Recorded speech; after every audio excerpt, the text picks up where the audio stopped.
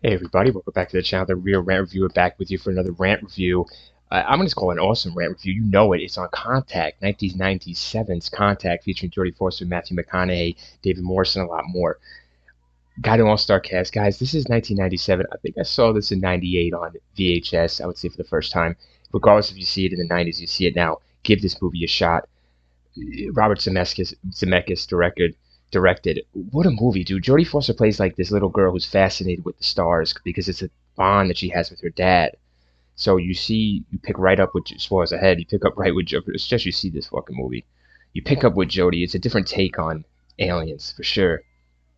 Different take on contacting outer space, man. Oh, shit. So anyways, Jodie is a little girl who's fascinated by the stars. She does this frequency radio thing back in the day with her dad, but her dad suddenly passes away, I guess, from a massive heart attack one day, very young.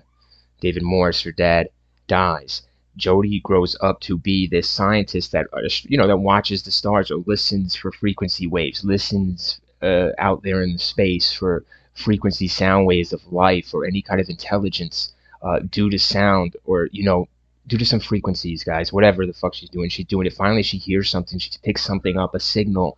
This signal is decoded. The signal is like American history being played. So whatever the species is intelligent and knows about us. Jodie wants to go further. She's not getting cooperative health here. Matthew McConaughey comes in here. I like McConaughey. He plays this faith guy, a man of faith. So he's all about God, but she thinks there's something higher, intelligent than God out there. So there's a battle between these philosophies and philosophical thinking and stuff between the two, which is great. But down the line, they split up. Down the line, they meet up again because they're all big shit now, And so does Jodie because she found this out. So she wants to pursue this. They pursue it further. America pursues it further. The government pursues it further. What happens is it's a plan to make a machine. There's plans. There's detailed plans that are being sent by these frequency radio signals, what have you, from outer space. Their plans to build the machine. So they build this machine, and it takes them like a year or two or some shit, like 4 years or whatever. They build it.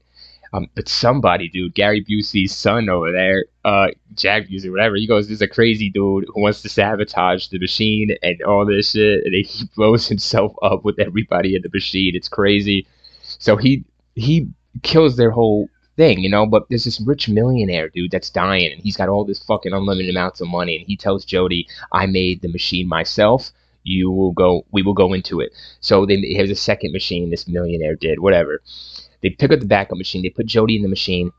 They take it off or whatever, right? And she takes off into some kind of wormhole, guys. And she's into this fucking universe, another universe, an alternate universe. She sees her father walk up to her. She's really stunned by this.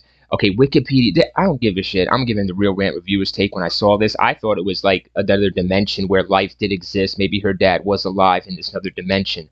So this is where she would be after death or something like that. That was my take on it, that the alien race was trying to give her the peace that she well deserved or well fought for or needed or what have you, and so she could give the human race that peace as well, or that knowing of knowledge.